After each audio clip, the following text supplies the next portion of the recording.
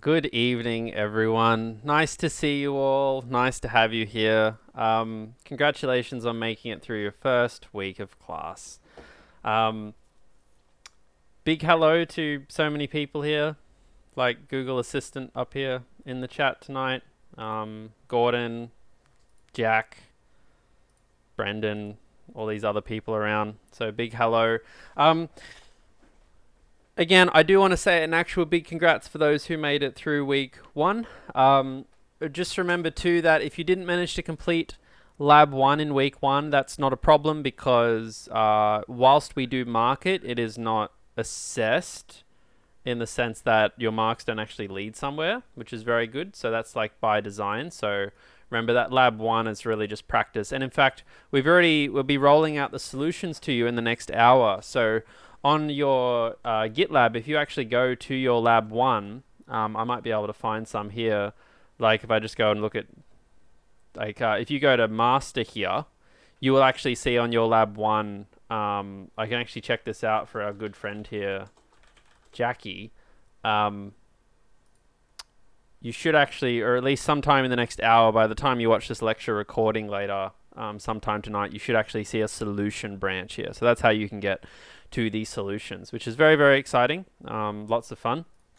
We're going to get started, and today we're going to be talking about two really exciting lectures, which is 2.1, 2.2, which is a little bit about project management, package management within the context of projects, as well as learning a little bit more about JavaScript, including multi-file and importing. One thing that I actually wanted to say before we get into this whole thing today is that last week when we had our first lecture, and I talked a little bit about, if you remember in the lecture, null and undefined, right? Do you remember that? We talked about how you can have both null and undefined like this. I thought I'd actually show you that at work today, in the company I'm part of, we actually had someone, for instance, I just want to give you an example of why it's something to be cautious of.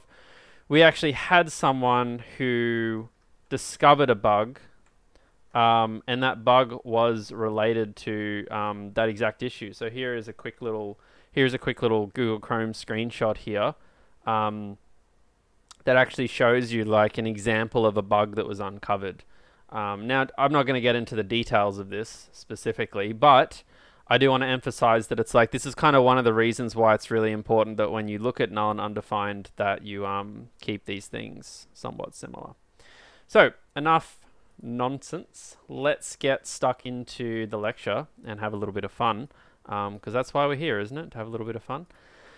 So let's look at 2.1. Now, the reason that 2.1 should be an interesting lecture for you is because that we are delving into the topic of package management. This is one of the first steps you will take in understanding how software exists beyond just a simple file of JavaScript or C code and starting to fit into bigger and larger pieces of work. Work with thousands of files, pulling from many, different pieces of code that have been written all around the world by hundreds and thousands of people. It's really where we start to understand some of the feelings of scale. And what's also important about this week, all of week 2, is I'll just preface the week by saying that nothing we cover, right? Nothing we covered this week in the lectures is part of your week 2 lab or iteration 0. Okay, we've been very intentional about how we design it this way. And that means that you don't need anything this week for this week, right? So everything we learn this week is all about next week. So, take it easy. Don't stress if something today's freaking you out. But this week should actually feel a little bit more relaxed than last week. So package management in the projects category. So to utilize JavaScript fully, to utilize the power of it, and this is true for any language, we need to understand how to install other modules that aren't on our system, right? Now, you probably haven't been exposed to much of this from your time with C. So if you just humor me for a second and let me open up, my favorite text editor here, you know that in C you might have written some programs like hash includes.io.h, right? And you write a program like this. Now, if you wrote a program like this, you know that the printf function, you did not write that. You imported that. You included it. You understand that concept as a prerequisite for coming into this course. But what was very specific about how you were taught how to do C is that all of these things that you could hash include existed on your computer already. They were all already inside the box. You didn't have to get them from somewhere else. So we need to understand today how to install modules, hash includes, for things that aren't on our computer, you know? And we need to know how to manage our installations on multi-user environments. So it's not just how do we get these things from the internet onto our computer that aren't there, but how do we get them in a way that our team members can get them too? And it's not just on my computer, but it's on all of their computers as well, right? So that's the important question. So what we're going to be talking about are the problems with packages and includes in general, a topic on a program called NPM and how it works, and subsequently how to manage packages and how to manage what you would call scripts, which are a part of that topic, right? So if we keep moving, what I am pointing out is that from this lecture, if you actually go to the lecture code section, like you'll notice this in the slides. If I grab some slides up ahead, you'll actually notice that on all these slides here, each slide's kind of in a different folder. And all the code we have in the course is actually in one of these 3 folders, like this. Everything we did last week was actually hiding inside this bin folder. This is all from last week's lectures. From week 2 and a lot of week 3, we're actually going to be inside this other folder. That doesn't actually need to, that doesn't really matter to you much because you just click on the links in the lecture slides. But the reason it actually matters is very important because it means that you might not be able to apply some of these principles we learned this week to your week 1 and 2 labs. So this course is actually kind of split up into these like 3 little chunks in a way, in a very subtle way. And just be conscious that everything we kind of learn in 2.1 onwards might not always be able to be applied retroactively. If you don't know what I'm talking about, there's a great chance that it'll never impact you. In fact, I'm sure it's going to be guaranteed. So don't even remotely stress about that. So I mentioned the environment change. So everything we do here today is just like a slight variation. Problems that we face. Here's a piece of JavaScript code. Now there's a few things here that we're going to talk about in the next lecture about importing, because this is some new syntax you might not be familiar with. But sometimes we actually want to use a library, like a stdio.h or a stdlib.h or something like that. We want to use that in JavaScript, but it's not actually on our computer. Someone else on the internet wrote it. Now, again, you're familiar with this concept. When you install Mac OS or Android or iOS or Windows, you know that there are programs that come with it, like maybe settings or a web browser or something like this. But you also know that if you want to download something else, like, you know, Microsoft Teams or Steam or something else, you kind of have to download it from the internet. So there's code out on the internet here that we want to pull in. And sometimes you'll stumble across it on the internet, right? So like think about week 1, the lab. You were just writing code. You didn't need to import anything. You weren't thinking about that. But when it comes to another problem, like if I said to you, hey, can you write me a program that tells me if a date is valid? You might Google something like, you know, JavaScript, how do I check if a date is valid? And you'll go through all these different pieces of code, and you might find a piece of code that looks like this, right? And what you'll do is you'll go and open up your computer. You'll save a file here. I'll call it test.js. Just trying to resize this window. Oops. That wasn't what I wanted to happen. My mouse is so sensitive. You know, you'll have a little program like this, and if I open up my terminal and I bring this tucked away over on the side here, and I have my test.js, right? You might go to run that with Node, because remember, Node's the interpreter that actually runs the code. And when I type in test.js, I get an error, okay? And this error says, cannot use import statement outside module. That's being cut off the screen here. Cannot use import statement outside module. Now, what in the world does that mean? So, whether or not I turn this into a fully fledged program, I still get this error. And the reason I get this error is because the JavaScript code I have here right now is not running in an environment. It's actually just running on the computer by itself, right? It's not trying to think about what's on the internet or other packages or anything else like that. It's working in a vacuum. And we need to try and get out of this vacuum and start creating a little mini project that's comfortable using these libraries that we didn't write. Right, so we need tools to solve this, because the date functions libraries out there, I can Google it, right? The code is on the internet, which we'll talk about soon. It's right here, date functions. It exists, I can use it, but how do I use it? So let's come back here, and let's figure out how to solve this. Let's figure out how to use this particular piece of code, and this is where this comes in handy, and this becomes relevant. So there is a particular program that you are going to see a lot of during the course, and it is as commonly used as Node itself. So if you've done the week 1 lab, you've used a lot of Node, the JavaScript interpreter. There's this other program, Npm, and that stands for Node Package Manager. Now, there are other ones out there for JavaScript. There are many out there for other languages. They all do a very similar thing, right? Which is they help you manage packages.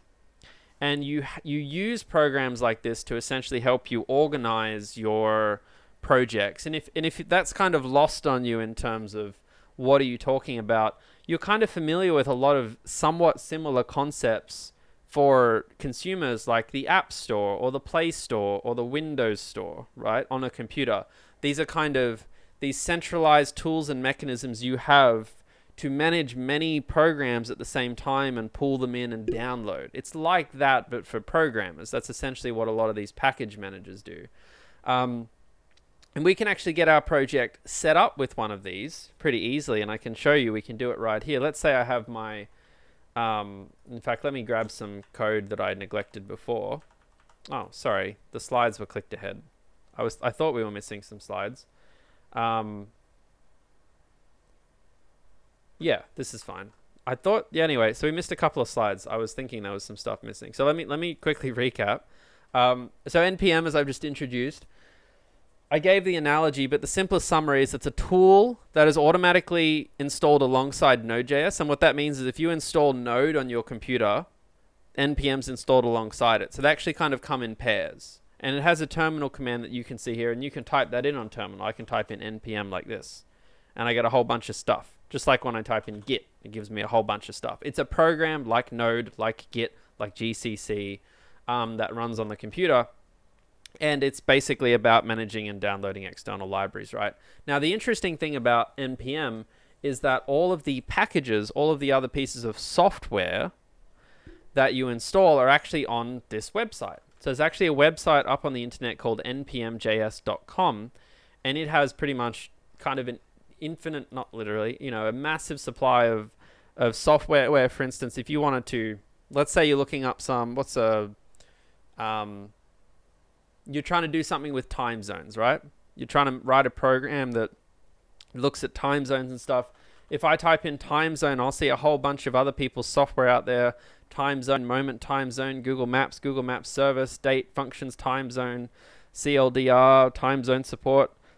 This is all software written by people out on the internet that's free. In fact, date functions is one of them. It's all open source. I don't know why date functions. Date functions is one of them. It's all open source. It's all maintained by sometimes one person in their spare time, other times by armies of people at big companies. So it's this kind of beautiful open source world of just software that everyone maintains, and you would like to use it. And to use it, you need something like NPM, which gets us here. This was about Npm Setup. So to set up a code repository and to use NPM, you only need to run one command. Now, Typically in all of your labs and your project, we run this command for you. So you don't actually need to do it, but I'll demonstrate it here. So if I make a new folder called, let's call it lab 12 for no particular reason. And I'm going to move my test file into my lab 12 folder, right? So now I've got inside lab 12 here, I've got my, oops, that's not the right name. Move lab 12 to lab12.js, that's a bit better. Here, there's my file. And now what I'm going to do is I'm going to run the command that it said I need to set up npm, which is to run npm init. And npm init's going to ask me a whole bunch of questions. Here you go. It says, this utility will walk you through creating a package.json. Now, quick flag, you won't really ever have to do what I'm about to show you. This is mainly for illustrative purposes. And it simply asks you questions. What's my package name? What's the name of your project? What software are you working on right now? Iteration 0, lab 2. I hit enter. What version is it? It's my first version. So I hit enter. That's like the default. What's in brackets is default. What's the description? A barely exciting lecture about npm. Entry point. This is, you don't need to worry about some of these things. Test command, git repository. These can all not exist. And then it kind of gives you a summary and it's like, is this okay? And if you hit enter again, it went and created a file. It went and created this file here called package.json. We're going to talk a bit more about what a JSON file is next week, right? I know that's not super zoomed in on the editor. I'm not actually sure if I can change. Oh, I've never actually seen if I can zoom in the file thing. Not that you really need it, but anyway, I'll have a look at that later. Yeah, it only changes that font. But over here, there's like a package.json file. If you're not on 1080p, you might not be able to see it, right? But I can see there's two files there. So it goes and creates that file for me. Now, one thing that we have to add to this for 1531 reasons is this other line here called type module. You sometimes might not need to add that, but again, we set all these up for you for the lab. So this is the end of the point where, you know, we do it all for you. So from everything now on, you have to wake back up and pay attention, right? Nothing says, does JSON stand for anything? Yep, we will talk about it next week.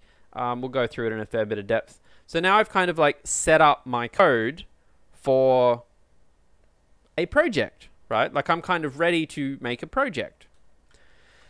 So I move on. What I can then do is if I want to actually install some software, if I want to pull in some software from the internet and use it in my code, I can use npm install. It's like git, right? You know how you got git add, git commit, git push. npm's just another program, and I do npm install, and then I give it the name of what we call a dependency. And that dependency is pretty much listed up on this website here. So you can see there's a dependency called date functions. So this is, again, just open source software that's written by people on the internet and given out for free, by people on the internet for free. And I can go and install that on my computer, pull it from the internet. So if I type in npm install and then I do date functions and I run that, it will go, this is it kind of downloading and installing, and it goes through a series of steps to make it happen. We'll just kind of watch this together. And there you go, it says added one package. Great, okay. Found 0 vulnerabilities. Don't know what that means, but it sounds good, doesn't it? And that's great, right? You'll see that this command automatically adds the most recent stable version of date functions to our package.json. In fact, let's go have a look at this. When I ran that command, it actually edited my file and added this here for me. So this is kind of this package.json. It's kind of like my master file of, you know, the central, you know, mothership command, whatever you want to call it, where everything's essentially centralized. Like all the information about my little lab 12 project is in this file. And when I went and added this, it added a line here for me. And this is it kind of keeping track of, you know, what is my project using? What pieces of software have been downloaded to make my project work? One thing you'll notice when it added this date functions here is it also added a particular version.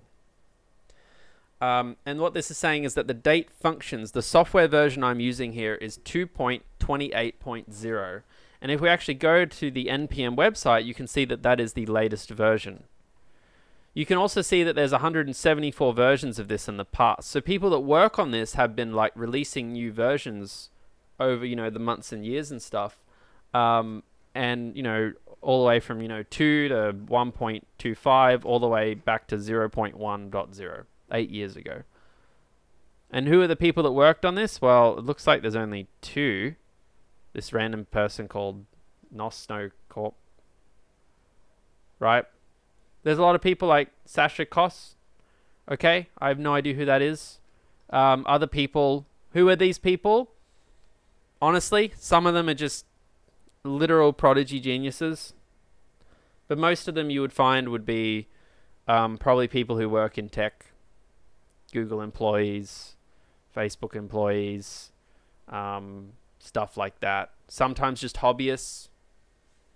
It's like literally, it's this kind of funny thing that we don't talk about much in computer science. It's like the whole world is just propped up on all of this free software that everyone uses and trusts each other to use, and everyone gives out all their code. You know, I can go and have a look at the code for this right here. I can click on their GitHub repository,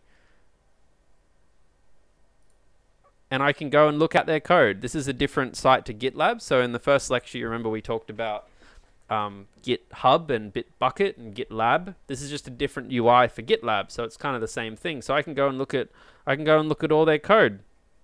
They have all this JavaScript code here. It's very complicated how it's set up, but it kind of looks a little-ish JavaScripty. We'll talk more about that later, but that's the library, and we've just gone and installed it. Now, we've installed version 2.28.0 because that's the latest version. These little hats and tildes, sometimes when you add things, you'll see them, they'll either say like hat 2.28.0 or they'll say tilde 2.28.0. You don't need to understand what these are at all. It's not part of the course, but just for fun, without going into much detail, there's a link in the lecture slides where they go and explain it to you. But basically, what it helps you do is... Okay, so right now, if this says 2.28.0, what happens is that NPM will automatically check on the cloud if there are new versions, and if you've written 2.28.0, it will leave that alone until you change it. It'll leave that version there forever. If you do like a tilde, it's kind of like saying, as specified here, it's kind of like saying, okay, well, if there are little updates, like 28.1.2.3.4, like this, then please get me the updates. Keep pulling them in, give me the new versions, but don't go up to 2.29. Stay at 2.28. So if they go up to 2.28.7 and then they upgrade to like 2.29, don't do that. Stay at 2.28.7. And the hat is kind of like a slightly, The hat is like a slightly more understanding one, which says, no, just don't go up to 3. So if this goes to 29 and 35 and 36 and stuff, keep going. But once we get to 3.0.0, don't upgrade then. Right, so there's all this notation involved, and you don't have to deal with this. You don't have to touch this throughout the course, but I'm just giving you some background because we want you to understand. And most package managers will have some kind of similar-esque way of dealing with these things, because versions is a very big and complex topic, because people update versions all the time. Do you want a new version? Maybe, maybe not. There's a lot to this, but all we know right now is that today we have downloaded version, 2.28.0. Right, so this is like major version 2, minor version 28, and revision 0, or something like that. I can't remember the exact descriptions. So our code should now run successfully. So if I go and we've installed it, right? I know I went on a tangent, but we've got this code here, and now let's see what happens when I run it. Hopefully it works. It works. It tells me that that's a valid date. Okay, 2022, the 14th day, the 2nd month.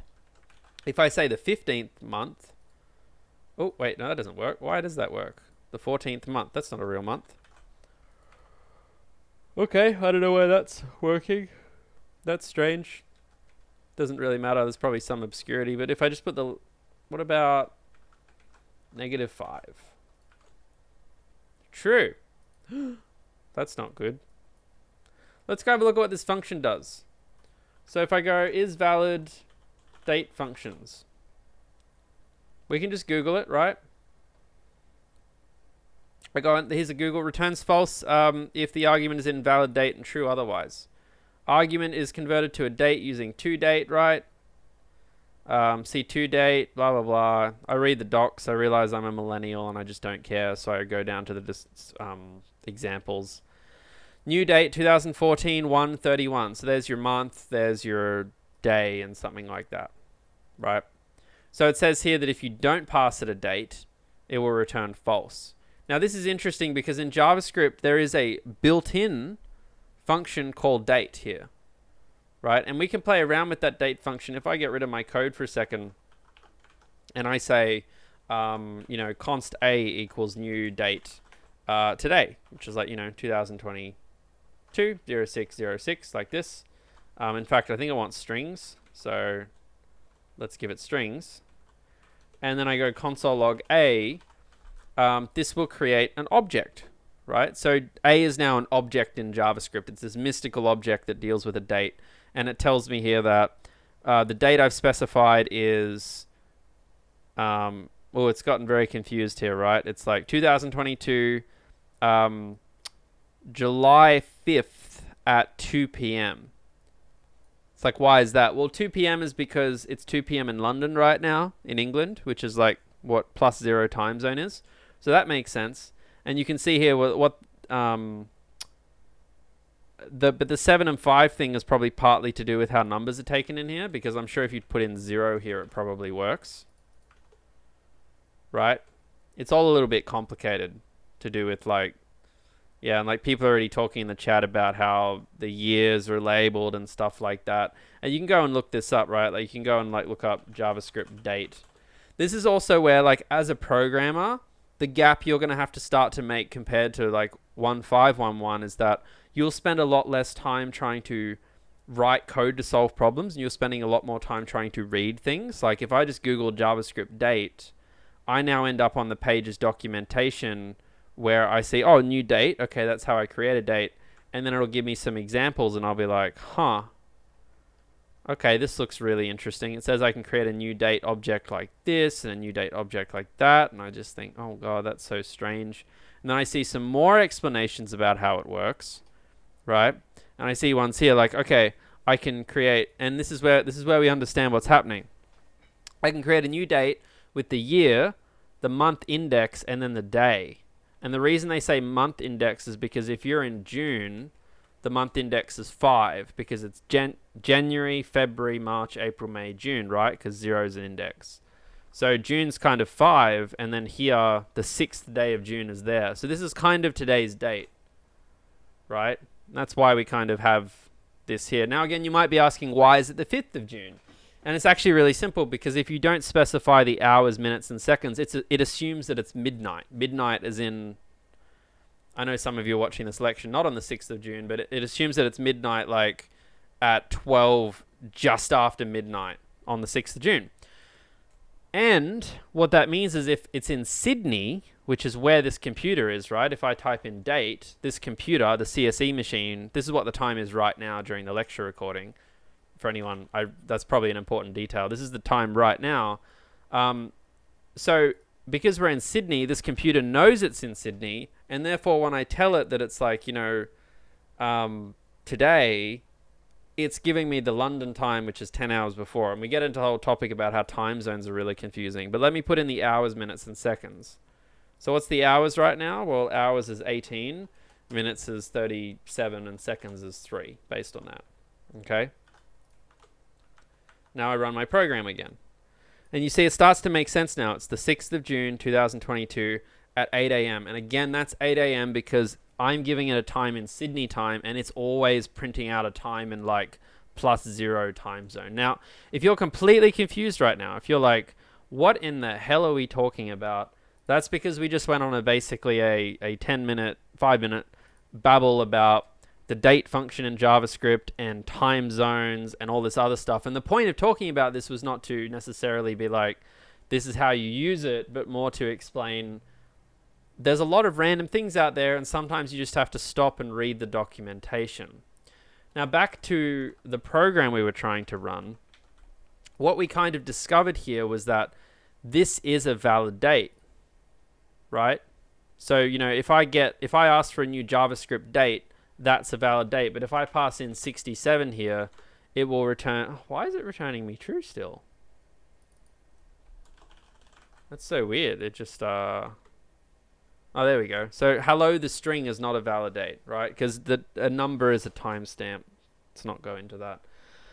But the point of all of this is that this entire program works because of this is valid function that we did not write. This is the one that we looked up online here. The one that works as described here with the documentation here and the arguments here and the return values and the examples all right here. That works because we downloaded it. Now, it's really important that we understand how this works. This will be really critical for you to understand later. Okay? When you download something with NPM, when you download something like the date functions library, you will see that your folder is made up of 3 particular files, right? Now, I know that screen's a little bit small, so let me make it a bit bigger. lab12.js is my file. I wrote it. And then you'll always see 3 other things. Node modules, package lock.json, and package.json. Many different tools out there will usually still consist of these fundamental same 3 things in some way or another. And what they are is really important. The first one is package.json is where we store metadata about our project, including a list of dependencies to install. It contains all of the metadata that describes what your project is and what it needs to survive. It's quite critical, and it's very concise and simple as well. Package lock.json is a very confusing file that you're never going to have to look at and you're never going to need to understand. But what it does is it's where we store versioning information about dependencies to ensure that everyone has the right versions. It's a lot of gibberish. Now, this is a very, very small file, but you'll already notice that it's quite big. And in fact, you'll see what happens if I go to, say, install another module. Like, what's an example of another module that you might... There's like, there's security modules out there that you can use for building secure websites and stuff. We're not going to use this right now, but I can install it because it's called security. So I can come back to my code here and I can say Npm Install Security. Now, again, I'm not going to use it, but let's install it. And actually, just before we do that, let me talk about the last thing, which is the node modules folder. So the package JSON file, the package lock JSON file, they are both files, but the node modules folder is a folder on the computer that you'll see if we go into it. This is actually where the programs are downloaded to. So when I downloaded the date functions code, it's right here. I can go inside that folder and I can actually like look at their code. This is the code from the internet. And in fact, you can probably see that somewhat similar, right? Lots and lots of folders here. And if I actually go to the GitHub, remember how we went and looked at their GitHub here? Do you remember how, I think it's in their, it's a bit complicated because of how this is all packaged up. So you don't really see it like identical here necessarily. So I don't think I could like show you literally, but basically the compiled version of what you see here is now downloaded. That's what you have on your computer. And in fact, you can actually see the isValid folder here. And in fact, we could CD into the isValid folder and you could actually look at this and I could open up this JavaScript file and see how it works, except it's going to be gibberish and very hard to understand. And like, there's a lot of reasons this all makes no sense, but this is the file. This is the actual function that runs. You didn't write it, you downloaded it, and it's managed by NPM. Now, you'll see if I go and download another thing, right? Npm Install Security, which was another library, it will download that and you'll notice a few more things. Firstly, notice that package.json has another line added to it. Security is 1.0.0, so it's the first version of something. That's interesting. You'll also see that it was last published 10 years ago. That means that no one is actually, no one has updated this for 10 years. It also has 4,000 people downloaded a week, whereas if I go over to my date functions, look how many people download this a week. 13.5 million. Right? So if I go and find another, let's go and find another library that we're not going to use, just a random one. Let's find a popular one. XSS. This has nothing to do with anything you do in this course, but 3 million downloads a week. The last time someone updated it was 3 days ago. And I can go and install that one too. Npm install XSS. And you'll see that it installs. And I've got a third line here in my package.json. And you'll see my package lock.json is getting longer. It's got a lot more stuff in it. And then if I go in my node modules folder, you'll notice something really interesting here. Inside this folder, we don't just have our date functions, our security, and our XSS. We actually have these other two folders called Commander and CSS Filter. And what's interesting about that is that you know how you download software to make your code work, right? That's what we've been talking about. People who write software, actually, they download other people's software to make their code work. And you end up with what you call a dependency tree, which is where you write your software up here and you use 3 pieces of software like date functions and security and XSS. But XSS here is actually using itself to other pieces of software that people wrote. So when you download XSS, you are downloading it plus everything else it uses, which are these 2 dependencies here. And in fact, you can see that on the NPM website. You can see that it actually says there are 2 other NPM modules that I use. One called Commander, who knows what it does, and another called CSS Filter, right? And that's why sometimes when you npm install certain modules, and you'll do this in the course, you'll notice that they install many things, right? So that's kind of the crux of that. And now we get on to the next important part, which is how this relates to Git. And this is really critical. And this is that when you work on these projects, let's just assume for a second, let me make a random GitLab repository under my name. Right, so you've probably played around a little bit more with GitLab since we last talked. I hope, at least. Sorry, I've lost my mouse completely. I'm going to make a new project called Lecture 2.1, like this. I'll just put it under my personal thing again. And what I'm going to do is I'm going to go and clone this empty repository. I might make a new folder called git clone that.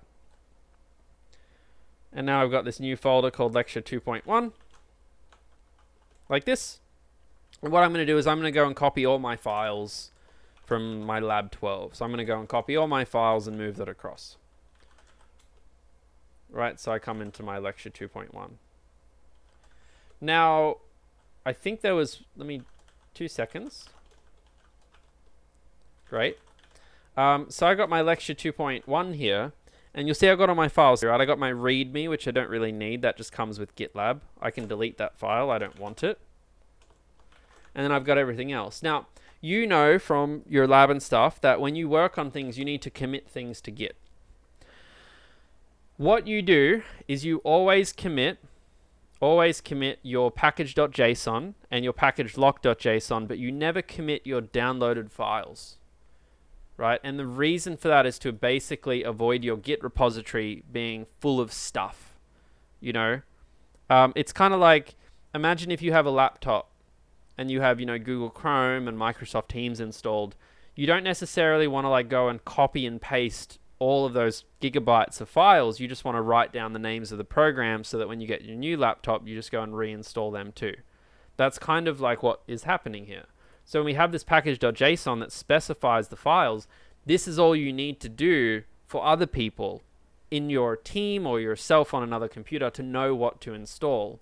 So what you'll see is that if I was to actually get this commit ready, I want to add the README that I deleted. Right? I'd want to add my lab12, which is the actual JavaScript file. I would want to add my package.json, and I would want to add my package lock.json, but I wouldn't want to add my node modules. Now, one thing you can also do that we didn't talk about last week to make your life a little bit easier when it comes to Git is that you can add a special file in your Git repository, and I'm going to make it right now, and the file's name is .gitignore. Now I'll just do this on the terminal here so you can see it. It's a hidden file called .gitignore. And in that file, all you have to do is write the names of files that you don't want Git to look at. So see here how I've got, or folders. You see how here I've got this folder called node modules? If I'm kind of like, hey Git, I just want you to forget about that forever, then you'll see that by the addition of that file, if I type in git status again, you'll notice that Git, it's mysteriously gone. It's just not there anymore. But this gitignore file is here because that is a file I want Git to look after. So if I do .add gitignore, now you'll see I have all my files ready, and now I will commit them to the repository and I'll push it up. I'll push it up to GitLab, right? And now all of this is up on GitLab. So here's the thing, this does not have the downloaded programs or the downloaded software. It just has the instructions of how to download it. So what you'll see is if I run node lab12 here, the program works, right? But let's try something. Let's go up a folder. Let's delete my lecture 2.1 folder. Or like imagine for a second, here's a better example. Let's not even delete it. Let's imagine that me, your team member, on my beautiful yellow terminal, I haven't changed this by the way since the first lecture, I think it's growing on me, is I'm going to now clone this myself. I'm going to go, hey team member, let's imagine that this is, someone else, Betty. Betty is coming and cloning this now on their computer, and they are going inside this folder, and they have all the things, the package.json and the package lock and stuff, and you'll see inside the package.json there is this with the 3 dependencies, the 3 other pieces of software. But when I run node lab12, it fails, and it says cannot find package date functions imported. It's like, that software, I don't have it. And that's because when I clone, when I am the second person cloning or pulling, I then have to run an npm install, and npm install, without any name after it, will simply go and pull things down from the cloud that are missing. It looks at the dependency list, and it goes and makes sure that these 3 things are installed. And it's currently doing that right now, and it's looking at it, and now when I run lab12, it will run fine. And that's how we create, this is really important, that's how we create software that is essentially like completely reproducible. So that like if your computer blows up or something, you can just pull it down from the cloud. There are all these instructions baked in. You can just go and install it. It knows where to pull them from, and it can get your project up and running again, right? Completely ready again. And that's the gist of why we're doing what we're doing here. So we're committing the information so that we ensure it's completely reproducible on another person's machine. And the reason, again, that we don't clone or we don't have a node modules folder, so the reason we don't commit that folder is because in big projects, that folder can get really, really big. So if I just for a second, for instance, let me just I'll show you this is some work stuff here. If I go and look at the size of the folder for the things that my work, the size of that folder it's taken its time to figure it out. These are all the different things. It's 1.9 gigabytes, right? Because a normal package.json will look something quite large like this. It's got just endless amounts of dependencies like this, right? So 1.9 gigabytes. If you were to put that on Git, it would just imagine you know, imagine how much space that would take up on everything. So that's why we don't do that. Now, the packaged lock file, this file you're not going to understand and you don't need to understand, but basically what this is for is when you install modules. When I did it before, I installed them in a particular order, which is I installed date functions, then security, then XSS. Now you might be thinking, oh, well, I can tell you installed them in that order because that's the order they're in, but npm actually sorts them alphabetically. So if I actually delete security and then I like npm install it again, it will actually go and like add it in the right spot. So you can't tell from that. And the problem is, again, skipping the detail, when you install stuff, the order in which you install stuff actually affects some things, getting very complicated. So if someone goes and installs 1, 2, 3, and you go and install 3, 2, 1, and someone else goes and installs 2, 1, 3, you can sometimes get different outcomes. So the packaged lock JSON is essentially, again, to oversimplify it, the file that is like a log of not what dependencies you have, but how they came into existence with respect to each other. And that's why it needs to exist. Now, if you, in the scale of projects you're working on in this course, which is tiny, if you didn't include this file and no one in your team did, nothing would break. 100% sure to be 100% fine. So don't stress about it. We're just explaining what it is because you will see it and you should commit it because otherwise it's annoying. And this is a great question from Jack. So Jack says, I can't click on it yet, soon hopefully. So if I'm working on a new computer, does the install just read from package.json? Exactly. So it literally just opens this file and it says, all right, I'm going to go and grab these 3 dependencies and I'll grab these versions of them and it just installs them to your computer. So this is the instruction. This is the metadata. This is the blueprint for your project right here. And Terrence also says another great question. You're all on fire today. Which is, will a lot of merge conflicts happen with a package.lock then? No, because NPM's actually, it's very rare. NPM's actually really, really smart and it knows how to kind of intermingle stuff. So it's not likely. I've seen it happen, but it's just not likely. NPM knows how to do that stuff. It's designed for that exact purpose. Like this is designed for people to work on together. In fact, this file exists purely because people from different sources work on the same thing. So that's usually not a big problem, but that's a great question to ask. So now we're nearly at the end and we'll get to the end here and then we'll take a break. So one other really exciting thing that you can do, which you're not going to see much of at the moment, but you'll see it creep up more in future weeks, is that in package.json, you can actually add some extra commands if you want. And those commands run some what we call shell scripting, which is something you haven't been exposed to very much in the course, but we will show you more of that as we go. And what that means is that inside this scripts object-y looking thing, I can add a command here, and I might call this one liter, and all that's going to say is echo hello liter, which is like a kind of programming, another Linux programming way of just saying print. And now what happens is on terminal, as long as I'm in my folder, I can do npm run. Run will run a script, and then I can write liter. So npm run says get ready to run a script, and that script is liter, and when I run that, it will print out hello liter.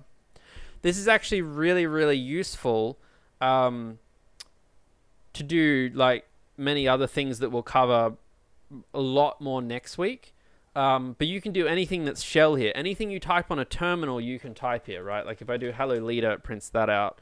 And then similarly, like, you know how you can make a new folder, right? Like I can make a new folder called haha, right? And that new folder exists, and then I can delete the folder.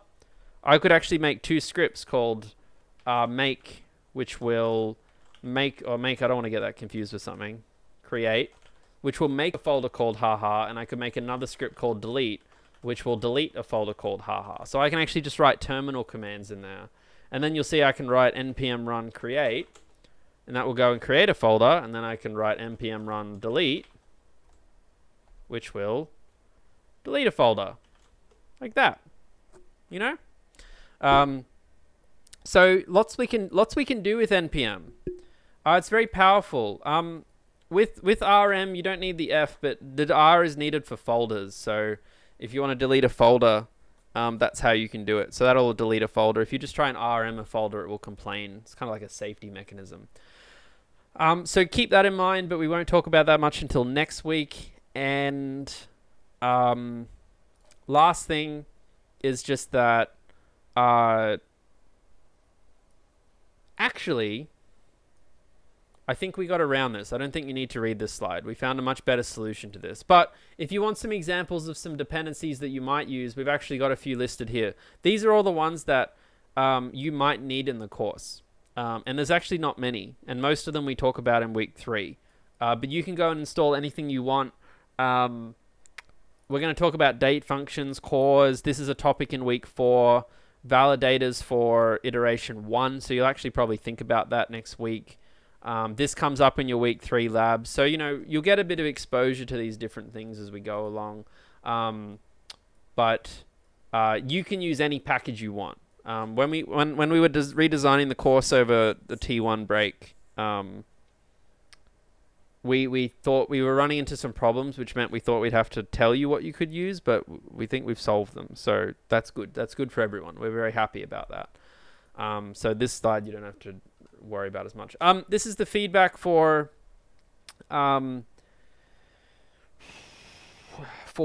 things. Please fill it out. I'll just answer a few more questions before we take a break. I do hope people have found this an interesting lecture. It's actually a completely new lecture. This one is completely new this term. And I've been really excited to talk about this because it's a massive part of most software engineering projects, at least conceptually. Understanding packages and repositories online and how they're all installed. And honestly, it's a very understanding lecture. Like, most interactions you have with this throughout the course will be us saying, run this command, and you'll just run it. Like, it's not hard. There's not going to be an assessment about this. So it's a very kind of, let's talk about what this is, why it is, how it works, and stuff like that. So a couple of last questions. Jack said, so we can download any package to help us do future labs? Exactly, Jack. Exactly. There are lots of packages online. The labs are pretty simple in this course, so if you need a package for it, we'll probably tell you. But yeah, you can download any packages you want. From week 3 onwards, okay? Week 1 and 2 labs are designed to be really simple and just based off the week 1 content, so don't go crazy yet. Petrus has a good question, which is, what's the difference between dev dependencies and dependencies?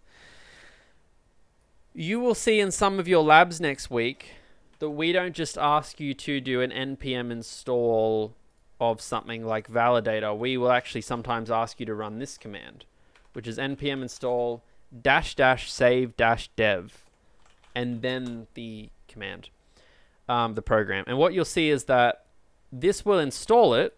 You can see it right here, validator. It'll install it, and it'll add it to package.json, but it'll add it to a different part of the package.json. The short story here is that sometimes there are software that we like to use when we're developing as a developer, but software that isn't necessary to go into production, to like go into a live site. And I'll give you the best example because we're going to talk about it next week. One of them is a code cleaning tool. So an example of a development dependency is a tool that actually reads through your code and looks for good style and corrects bad style. That software isn't necessary to make the code run in production. So imagine Netflix, right? When you're on the Netflix website and the servers and stuff, they don't have software installed that is trying to check if the code is styled correctly. But the developers, like, you know, you and me and everyone, our peers, on our laptops, we have these things installed so that we can look at our own code. So dependencies is kind of like is needed needed for development and production, and dev dependencies is needed for just development. And if you npm install with just the name of the module, the dependency, it comes up in dependencies. Well, in this case, it's not. In this case, it's just ignoring me. But if I get rid of this for a second, right, it comes up in dependencies like that. But if I add the save dev part, like I did before, it'll come up in dev dependencies. In this course, we don't expect you to think about the difference. We tell you what to do.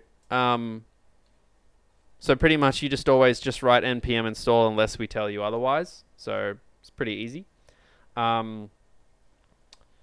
Brendan has a question, which when we auto mark your work, you know, will you install the dependencies we install? Yes, we do. That's how we run things. So if you install a dependency, we run that dependency for you. A lot of great time and effort has gone into making some of these things work for everyone. So it's very, very exciting. Okay, that brings us to the end of this one. If you care enough, please leave some feedback. Takes all of 10 seconds. Always appreciate it. Let's take a 8-minute break. We'll start up again at 7:12 and keep going. So chat soon.